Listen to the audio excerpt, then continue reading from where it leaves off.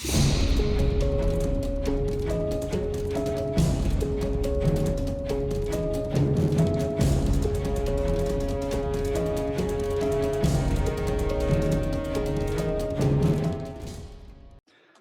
to another episode of Blue is the New White. My guest today from Lexington, Kentucky is Jase Wyatt. Jase actually reached out to me on Instagram because we share a lot of the same beliefs when it comes to the skilled trades and college and stuff like that. So I'm excited to sit down today and have a conversation with him. Jase, welcome. And why don't you introduce yourself to our audience? Yeah, thank you. Jase Wyatt. I'm from Lexington, or I live in Lexington, Kentucky. Grew up in Western Kentucky, a little town called Paducah. I was telling Josh before we started recording that it's not as bad as it sounds, but it is a small little Kentucky town. So moved up here for college to go to UK, and besides the partying and college life, I hated it. I hated the class, and was really just spinning my wheels and beating my head against the wall. So I never did graduate. I was really close, but met up with a friend whose uncle had owned an HVAC company in Virginia, and sold it to Johnson Controls for a boatload of money. So we went down there to work with one of his prodigies, and that's what got me in the trade. Spent a summer there, came back to Lexington and went to trade school, and here we are. So we can get into more of that if you'd like later. Absolutely. That's So both of it. that's really cool. And so on Instagram, I saw that your company right now is, what was it? So I work with a company doing sales, and mainly residential sales, but I do handle a lot of commercial accounts. But where I feel like I thrive and what I like the most is, kitchen table sales residential. Okay. So I've started a training company to help, and I guess more of a consulting company too, to help companies get their prices in the right area and help them close more deals and make more money on those deals. Oh, very cool. Yeah. Awesome. So what did you end up, so what did you go to, first off, what did you go to college for? For business. Okay. I always had a knack for, mowed yards and things like that growing up, and had a really nice lawn business. And, everybody, well, you should go to school for business since you like business. And that was really the brains behind it. You're supposed to go to college and do that. So choose something that you like. And my grades, they weren't great. They weren't terrible either, but you got to hold a certain GPA to stay in the business school. And once I dropped below that, they had other programs that where a lot of the credits would transfer. So I ended up in agriculture economics. And I'll never forget the conversation with the counselor, her saying, well, you grew up working, mowing the yards, and you worked on the farm some too. So I think this would be a good avenue for you, and all your credits transfer. And that was 10 times worse. So, Yeah. and Okay. really when I discovered this HVAC route, that's when I dropped out.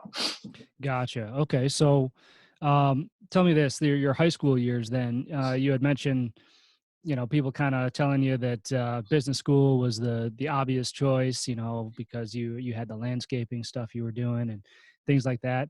Did you ever question it? Like in high school, were the skilled trades brought up to you at all? Did you know anything about them? What was your perception of that? My first job was with a roofing company, and I was, basically just the helper there. But it was all, and the owner drove a BMW of the roofing company. But and I went to school with his kids, but it was always, you don't want to be like, you don't want to do this the rest of your life, and go to school and study hard so you don't have to do this. So that was kind of the mindset of trades, as far as my experience was concerned. And I made some notes here on that. My mom said college is a must. She was willing to refinance the house to send me to school. I don't think she had to. I know she didn't have to. So that was good. But I didn't have any student debt coming out of college, which I'm very, very fortunate for. And even if I'd finished with or without debt, I don't think it would have been worth it for me. So that's my opinion there. That makes sense. What aspect of it do you think wouldn't have been worth it? Well, that opens a whole nother can of worms. The experience I had from getting out of small town Paducah was well worth it. Yeah, I've got friends that are on each coast of the United States because of it, because of the college life. But the school part of it, having that degree is just, there's a false, this artificial value that society puts on it. I compare it to like a diamond, of course, diamond is the hardest substance on earth, but other than that, this monetary value we put on it is artificial in a way. Does that make sense? Or Yeah, it does. I like that. I think that's a good analogy. I haven't heard that one yet. And I hear a lot of that from the people that I talk to as well. That because obviously I have my opinions about college. I talk about it in the book and stuff too, and I think it's a right choice for a lot of people.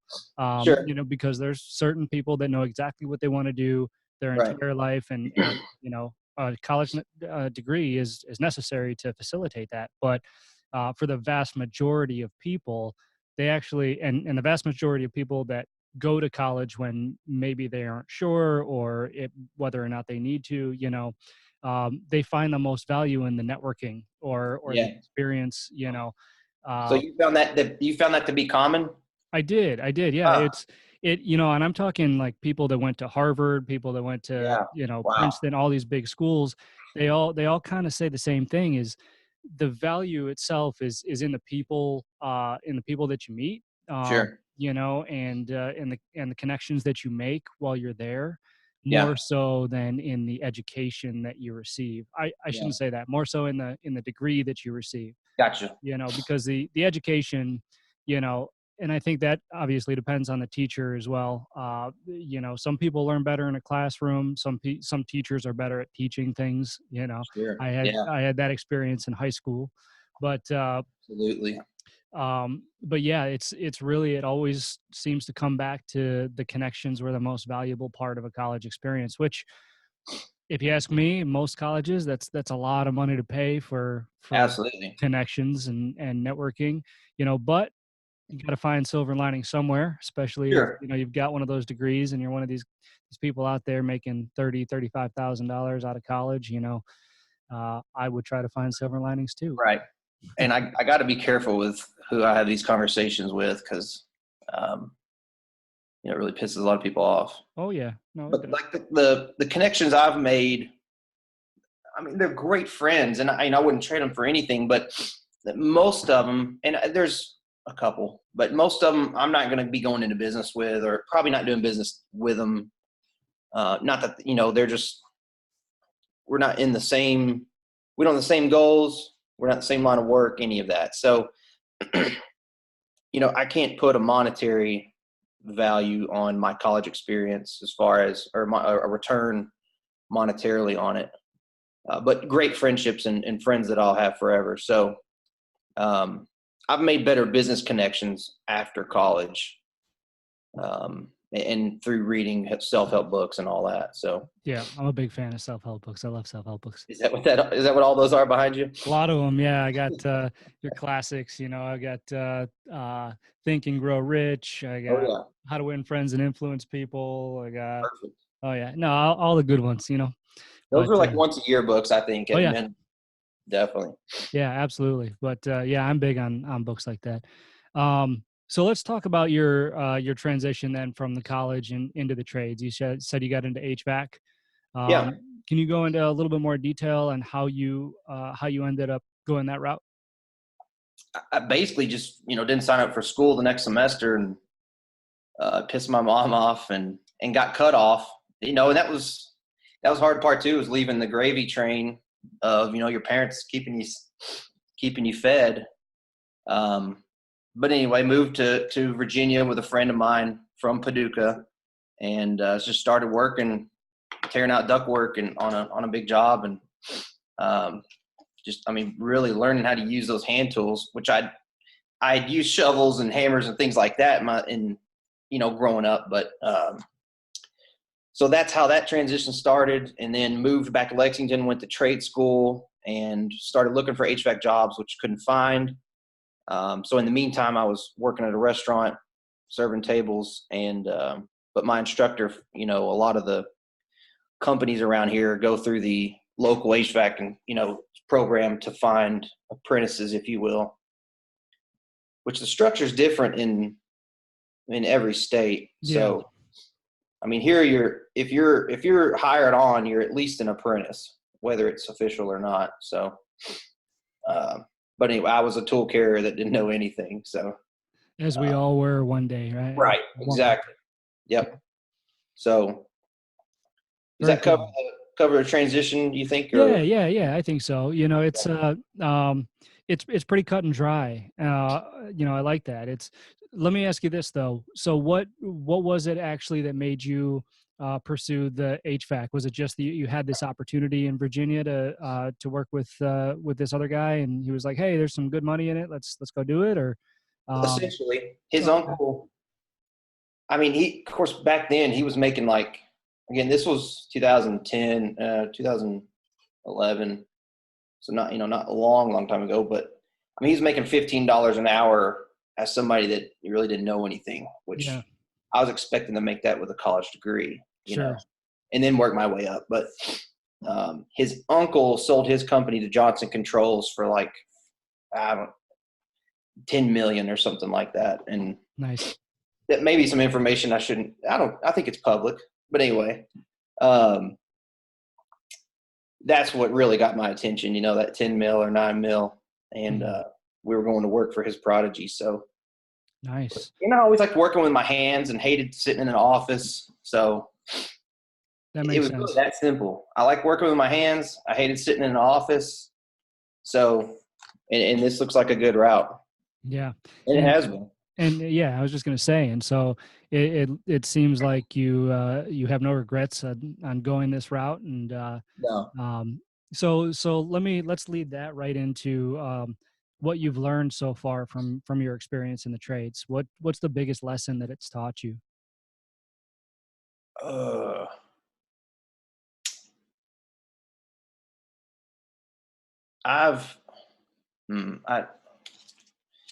wrote this down.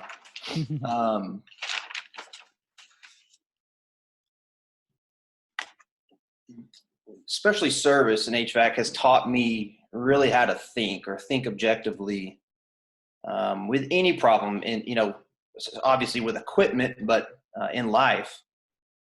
I don't know. It's just opened my mind to not make assumptions and think things through clearly.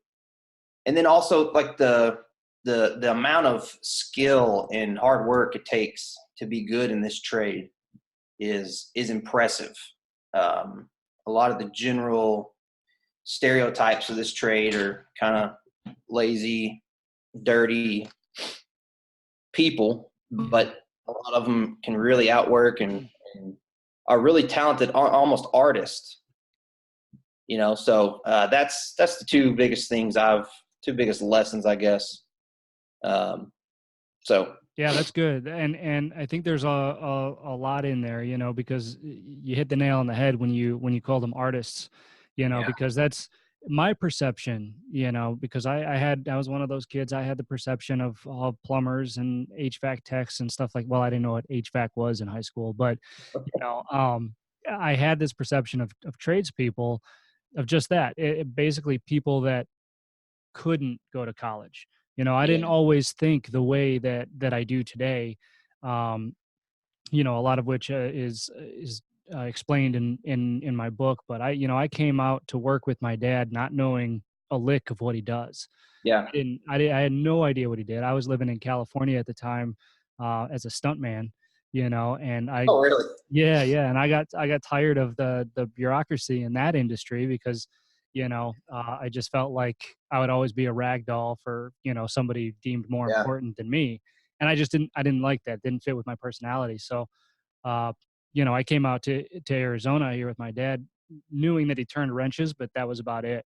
And, he's one of those old school guys that's like, all right, well, if you want part of this business, you're going to have to learn from the ground up, Yeah. and that's what I did. But once I started to do it, I was like, wow, this is really not for dumb people. And Yeah. that's just the bottom line. And now, some of the technicians I employ, I mean, I marvel at their intelligence, Yeah. and because some of them can, take something completely apart, have, 60 different screws, laying in a circle, put Yeah. everything back together and not think twice about it. I mean, that takes some serious skill and some serious Yeah. intelligence, you know.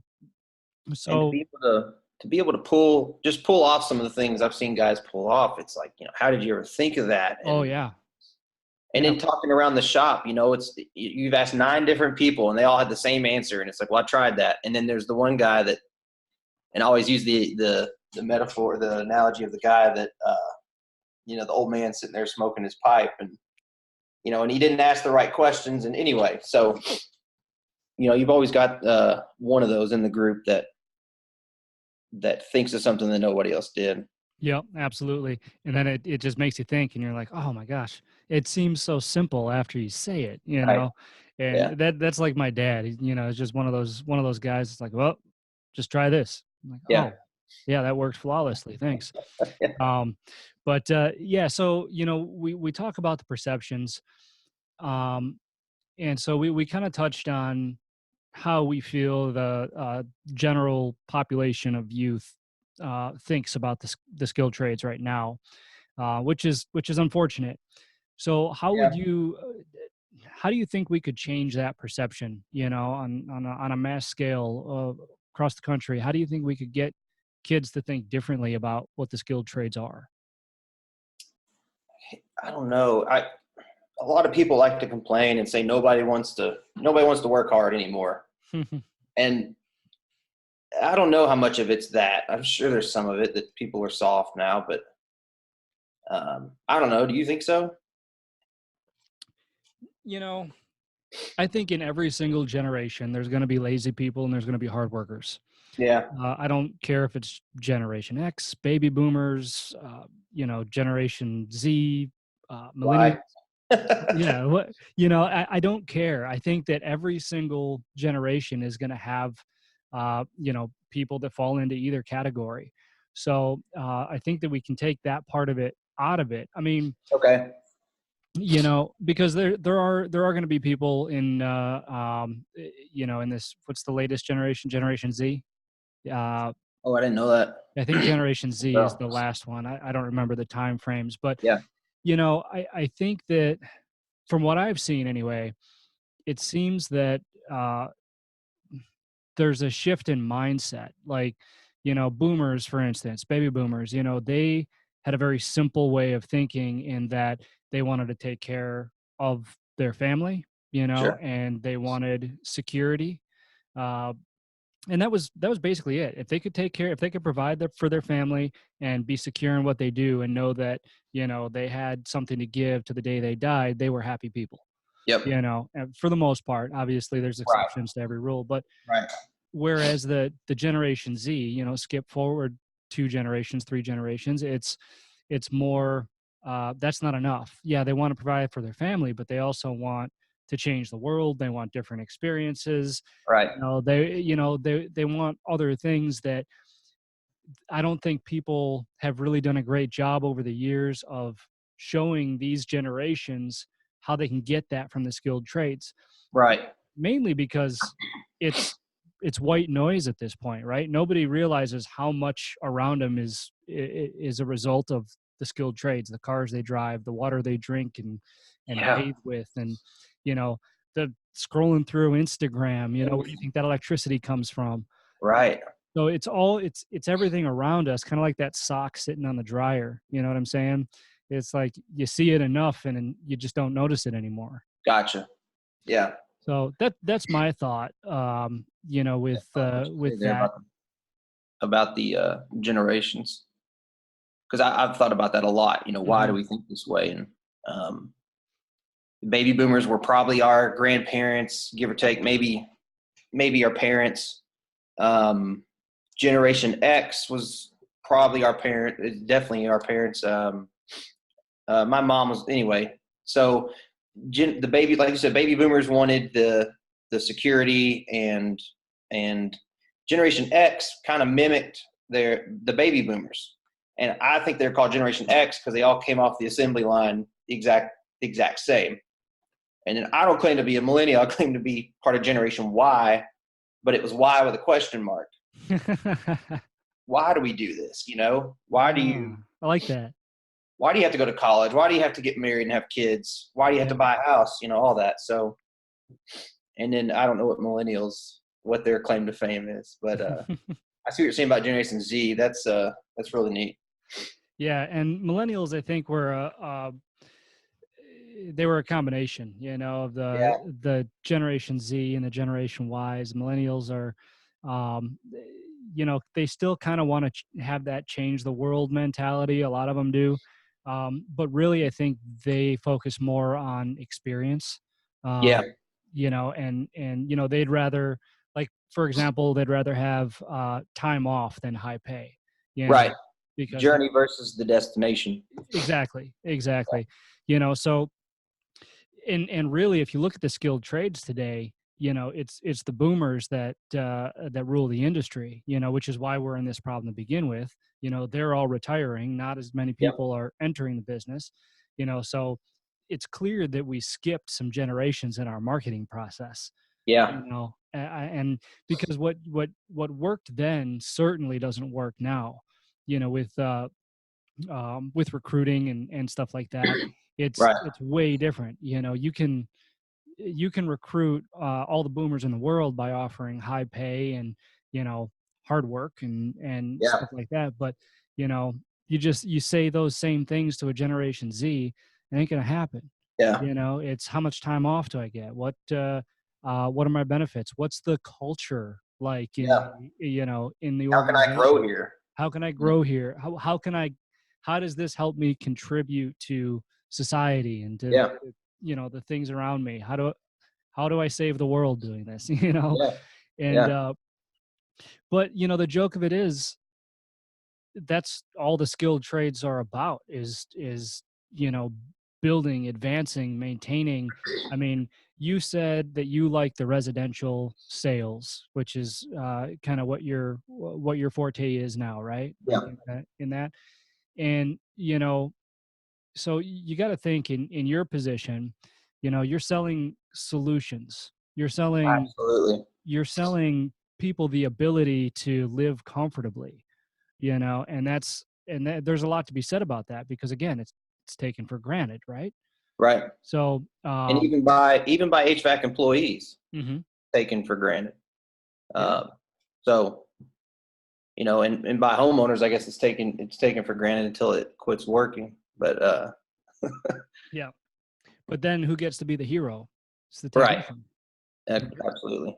and that's a big thing that I hear from the tradespeople I talk to is, the biggest thing, and this is almost universal, which is interesting to me when I started researching for the book and all of that, is that the best part of their job is the ability to help people, whether you're in residential, whether you're in commercial, industrial, being able to be that hero and help people in need of some kind, whether they need water as a plumber, whether they need uh, you know better temperatures, cooling, heating, Yeah. HVAC, or whether they're a chef and all their product is going to spoil in the Right. walk-in. People love to be the hero, and I think that can translate across all generations, right? Yeah, for you know sure. so anyway, I think we kind of went down a rabbit hole there. Let me let Yeah. me let me get us back on track. All right. um all right, so here's a question I added. You probably won't have this one written down, Okay. um but and you can think about it for a second, but I like to ask people now, what do you think is one cool thing, because we're trying to appeal to these newer generations, right? What's one cool thing about the trades that people might not know about working in the trades? Hmm. One cool thing that people might not know about working in the trades. For me, the coolest part, and I guess I'm speaking more for HVAC, Sure. but being able to work on all my own stuff at home. Mm. You're cross trained in so many things with HVAC, plumbing and electrical, as far as piping goes and things like that. And to me, that's been the coolest part is being able to understand in physics too, but being able to understand how things operate better. That as a guy, I think that's something that a lot of men, every man's got their garage and things like that. So uh, that's the first thing that comes to mind anyway. I like that answer. Yeah, because it's true, and I can very much relate. I didn't I didn't know how to turn a wrench in high school, but once I started Yeah. working in the trades, I mean, there wasn't anything in the house I wasn't excited to try to fix. Yeah. I mean, even before I got into HVAC, because by trade, I trained in commercial hot side equipment, so that's my forte. So Commercial before what? Commercial what equipment? commercial hot side, so gas and electric, Gotcha. stoves, ovens, fryers, that kind of stuff. That's all me. Gotcha. But I didn't know the first thing about air conditioning, or HVAC until Yeah. I opened that branch. But I mean, I remember the day that my AC went out in my house, and I was like, I'm gonna give it a shot. I don't Yeah. care. I mean, it turned out to just be a fan motor. It was super Right. simple. Actually, it Right. wasn't even a motor; it was a capacitor. So, you know, There's a lot of overlapping. exactly. Exactly. Yeah, and it was cool because you got that feeling that you're like, all right, cool, man, I got this, I did Yeah. this, Yeah. so I They think all that's a overlap. great answer there. um so I'm curious. Well, let's take a step back for a second. Let me try to do this in order. So you were an HVAC technician, and now you are more on the sales side of things, which is great. Is that right? Mm-hmm. Cool. So that's great, because what I like to do is, when people think of the skilled trades, they think really only of technicians. If you finally Right. get them to think about it, the perception becomes that whoever's in the trades turns wrenches all day, every day. That's all they do. Right. When in actuality, there are so many different trajectories that exist within the skilled trades. And I think talking to you about yours would be a perfect example, um, because now you transition to the sales side of things. So how did that transition happen? So, like I said, I felt like I had a knack for it. I was always the one trying, when I got comfortable enough to moonlight, I was always the one drumming up business and just putting my feelers out there for any kind of work I could get. And really it was to make more money. But um, there's a lot of guys I worked with that were way better than me at service and installs. And I was just like, well, look, I'll get the jobs and I'll help you with them or whatever, and you guys just do them. It's like a Jordan Pippen kind of thing. I use the Bulls for 95 Bulls for a lot of analogies, but that and looking back, you could probably see that happening. Somebody looking in from the outside. Um, but as a technician, what really sealed the deal, and I was planning on doing it anyway, but what really sealed the deal is I fell off a ladder and fractured my back. And so anyway, once I got back on my feet, the company brought me in and transitioned me more into sales. So, Wow. um, So yeah, and that's actually, I'm glad you brought that up too, because there's a couple of things there. Number one, it sucks that you fell off a ladder. I'm sorry yeah, about that. thanks. Yeah, I'm that thankful to be blows. walking and Yeah, alive.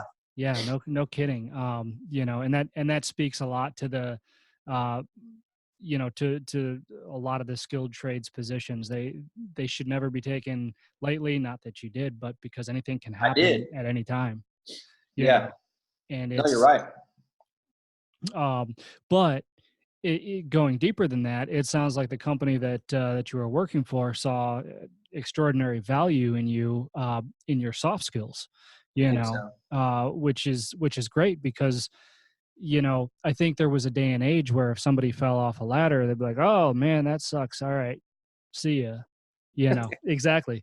Yeah. But I think that in this day and age, especially, there's so much value outside of turning wrenches too, that people don't know. And sales is one of them. You've got management, you've got entrepreneurship, you've got, I mean, Dispatch, billing. dispatch, exactly. Yep. Parts department, Yeah. manufacturer representation. I mean, it's endless. People don't realize the different opportunities that exist. Yeah. So, um, so how long then have you been doing the sales thing?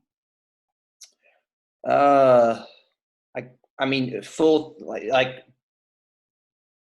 so I fell in November of 2017. Okay. So essentially, since let's say January of 18, so going on 2 years, it's been full time. Okay. Like I said, ever since I've been in the trades, I'm always been like you said, I've been developing the soft skills and been Yeah. working that end of it. Communication, sales, Yeah. relatability, empathy, all that Yeah. stuff that goes along with it. That's really cool. So then what about this isn't the same company that you're consulting. Is that right? Is it No, it's kind of a separate thing I've got, okay. and just kind of through what I've seen in taking on this sales role, and being at the company I'm at, a lot of I see a lot of mom and pop shops and a lot of guys that struggle, and that's kind of my goal there is to help people, is really to empower HVAC professionals to get their pricing at an honest level, and to help them close more deals and to make more money on those deals. That's great. So you're actually in a position now to help um HVAC companies succeed Yeah, and individuals. and individuals. So like the Yeah, one man shops and stuff sure. like that. Or even just an employee that Oh, okay. we've had a lot of employees that don't really value their work, and you'll see it on their invoice that they did something but they didn't charge for it, or it only took me 10 minutes. I didn't charge for that. And so and then a lot of the salesmen that may work for companies that don't believe in high efficiency and things like that, because it doesn't, for whatever personal objections they may have. So obviously it's a win-win for everybody once you correct those things. So it's really for businesses and individuals, inside the business too. That's really cool. So how did you end up coming up with that and starting that? Ah, I hadn't really ever thought about that. It was just kind of like you saw a need and Yeah, there it was. and obviously we could go back to this whole college talk, and I'm like, why aren't people talking about this? And then, excuse me, the labor shortage we have, for whatever reason that is, and I think it's because of the push to go to college, but um, I don't want to go teach tech school. That's not really what I want to do, but I want to. I think that trades are just such an untapped market. Um, just the potential is there. They're just not using it. So I'm not sure how to wrap that up. Well, and I can kind of see where you're going with that because, there's a lot of people in the trades right now. We talk about the gap, and we talk about the majority of the people being older, and I see Yeah, that trend a lot in a lot of skilled trades companies, plumbing companies, and HVAC companies. All of these different companies that leadership in those companies is a lot of times is of an older generation, which is good because it's a hard work mindset, right, and a lot of pride. But a lot of times to your point, they lack in efficiency because they fail to use the modern day tools that are available with technology and electronic invoicing. I mean, hell, before I got here to Windy City Equipment, my dad wasn't even taking credit cards. I mean, Yeah. so And what I year was that? that was 2009, 2000, Okay. 2008. Oh, Um, plenty of time. oh yeah, plenty. Yeah. And I asked him, I said, why aren't you taking credit cards? Well, I don't know, checks are easier. I'm like, Yeah. well, yeah, but you get your money faster. Yeah. Right. Um, Yeah. I don't have to go into all the reasons you should probably take credit cards, but Sure. it's just it's to my point is that I think you're almost bridging a gap with what you're doing, I hope and so. yeah, and it's cool because I think it's needed, it's necessary, especially bringing the companies into this generation and being able to make them even more efficient than they know that they can be. Yeah. Employees too, technicians too. You mentioned them valuing their time. Sure, 10 minutes may not seem like a lot, you know, but it is. I mean, it's your knowledge. People pay for what's up here, I know. right? And everybody posts the things on, especially all the Instagram accounts. Which, if you're in the trades, you need to get on Instagram and follow all these guys. There's a ton of funny stuff and helpful stuff too that I've found. Things that from Arizona. I mean, you guys do things so much differently out there. I was out there for a bachelor party in Scottsdale, Oh, okay. and every house has a package unit on the rooftop. And out here, it's all split systems. Yeah, So uh, anyway, you just see different things and things like that. But the old, you fixed it in 10 minutes. You didn't pay for the 10 minutes. You paid for the 10 years. It took me to learn how to do this in 10 minutes. exactly. So, 100%. That's exactly right. And that's the way that everybody in the trades needs to think because they are valuable, you know. yep. And I think that probably will even help our point even more, right? Because a lot of these guys that are doing this, it's second nature. And maybe part of the problem is that they don't value their time or their worth the same way. So of course that's going to project onto whoever they're talking to, right? It's Absolutely. if they think to them excuse me, if they think to themselves, you know, I trained for 10 years, trained for 15 years to know how to do it this way, pride, that's going to exude pride. And Yep. so anybody they talk to, it'll go a much longer way in convincing them that, hey, that trades are a really great career. Yeah. And I think it projects into a lot of problem solving too. You can tell a confident tech, and when they're just reading through their notes or seeing them work on the job, you can tell a confident technician versus one who's unsure. And it seems, and maybe I don't know what came first, the chicken or the egg, but I think the belief has to be there first, and then you eventually develop the habits and things like that to support that. So, Yeah. and you were talking about baby boomers and age. I just turned 30 this summer, and up until last year, maybe 2 years ago, I was the youngest person at the company. Oh, wow. So from like 22 to 28, 29, nobody young came in. So um, we have since then hired a few younger apprentices, and maybe some of that's our recruiting methods, however you want to call that. But um, I thought that's interesting. That is interesting. I never really thought about that. Actually, now that you mention it, I think when I took over as CEO in 2014, I was the youngest one at my company, which is funny, which is funny to say, because Yeah, we didn't have, we had an office guy that was a family friend and we had, a couple other people, but now of course we've got parts runners, we've got dispatchers, we've got a bunch of people younger than me, cool. Yeah, thank goodness. cool. But, Is that and we because got we're getting older? yeah, I know. Exactly, Inevitable. right? It's not a testament to how young they are, but how old I am. Um, but I think that's one of the first things that I noticed, and it's interesting too because it just kind of goes to show exactly what we're talking about. You being the youngest one a couple of years ago, um, as well. So that's I'm glad you brought that up. Yeah. Um, so one of the things that I like to ask everyone is personally. Now, personally, how do you define success, and how do you think the trades helped you achieve that?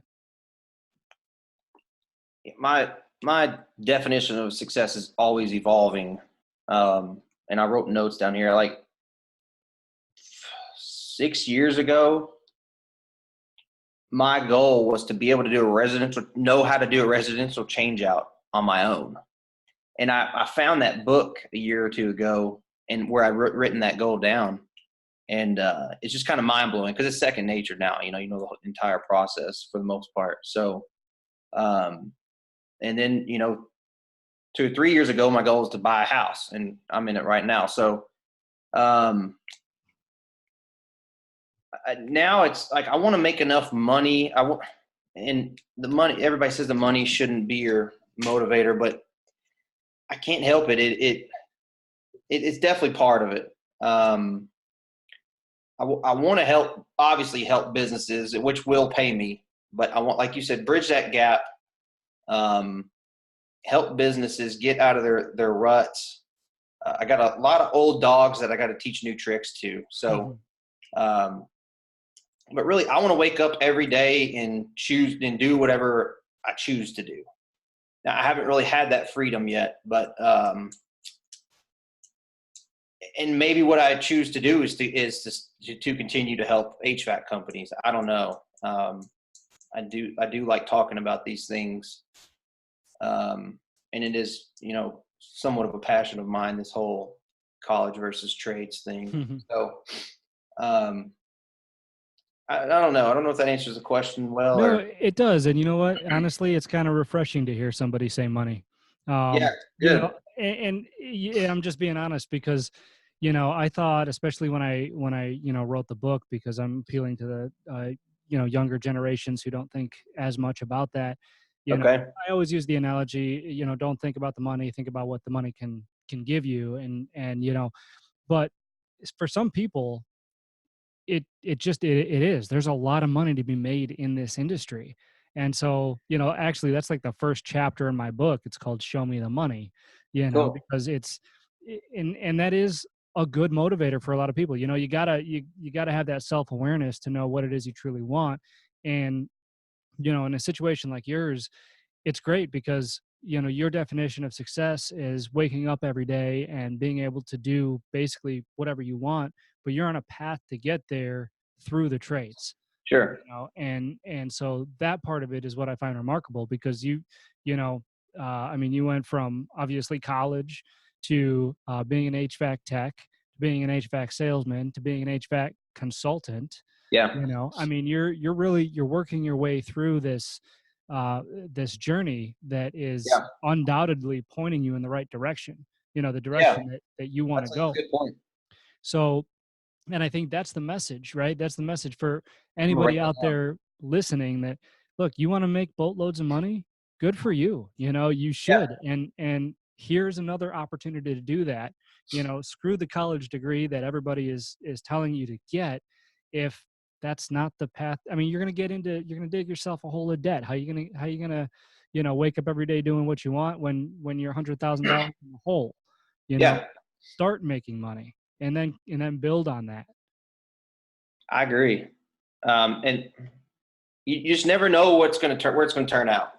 Um, Right. I didn't know when I got into the trade I'd be here. Sure, I had goals and like I want to make money and I want to make some strides here, but I didn't know how. I just knew I wanted to progress. No So one ever knows how. yeah, you're right. Yeah. That's a good point. Yeah. Um, it, like you talking about school, a friend of mine, he's, what is it? I forget what you said. It made me think of it, but you always hear, well, I'm going back to school. And it's like, well, why? Well, I can make, more, there's a chance I can make more money or I'll be more valuable. And that rubs me the wrong way. Cause you take somebody who makes 40,000 a year with a BS degree and then they get a master's and now they make 45 or 50. and that's a cool that's a cool boost, but uh, you take on the debt, the time off, and then the future earnings. If that's just a one time boost, then what was it really worth? So I got a friend like that's wanting to do that, and we just kind of ran the numbers. How much are you going to spend versus how much you're going to make? So Yep. And that's an um, important metric to look at, is how much you're going to spend versus how much you're going to make. Because of course, to each their own, right? I mean, if right, I always say this, if you're unsure, if you're in high school and you're unsure of what you want to do, skip college, because yes, you're just going to be paying to figure it out, and you don't want party, to do that. But you're right. But if if you say you pursue a career in the skilled trades, and for whatever reason you absolutely hate it, yeah, and you decide you want to be a CPA yeah, for some other reason, you know, and you got to go to college for that. Okay, fine. Then at that point, now you're on a path, and if I want to do this, I have to do this, which means I have to spend the money. But at least now you're not unsure. You know what I'm right. saying? And I think what a lot of people say to that as well, once you what do they always say? Like, it'll be hard to go back to school once you do start working. So Hmm. you go now, and yeah, I'm with you. And not even skilled trades though. Like you see the shows on Discovery Channel, all the crab fishermen, Alaskan crab fishermen. Go do something cool like that. Uh, Yeah. I know a friend of a friend. He went to trim palm trees in Hawaii. Ha, Go do something cool and see where it takes you. that's Um, awesome. Yeah, I get absolutely. to look at the horizon every day in Hawaii. How cool is that? Yeah, and I consider careers like that, trades, Sure. because Okay. trimming trees, palm trees Yeah. especially, it takes specialized training, right? That isn't college, so that Right. that falls into my category of trade work, and I think that's a great idea because I haven't used that example yet, and Okay. I think uh, that's a really good way of painting that picture, because I mean, yeah, you're watching the sunrise or the sunset over Right. Hawaii from the top of a palm tree. Some people might not rather be anywhere else. I mean, and shit, Yeah. if you're making money that way, and hey, that's what you want to do, And I go think he was for it. making like 100,000 a year at the time, which is Hawaii's expensive. But um, and if you don't like it, then so what? You spent a few years in Hawaii, and He got and paid for it. right. Yeah. So and like for me, when I got in the trades, you open up a circuit board on any piece of equipment, but especially like communicating systems and variable refrigerant. I mean, that's cool to look at there, and, Mhm. and to know that somebody knows each part of that and how it's supposed to work is fascinating to me. So Yeah. that's just cool as a guy. I think mainly as a guy, and then like operating heavy equipment for plumbers. Who doesn't like to run a backhoe and dig holes and think? You know what I mean? Yeah. Mike Rowe talks about the satisfaction of the job. For some people, like mowing the yard, Yeah. there's a certain satisfaction to it. At the end of the day, you've completed something. You can look back and say, "Here, here's what I've done."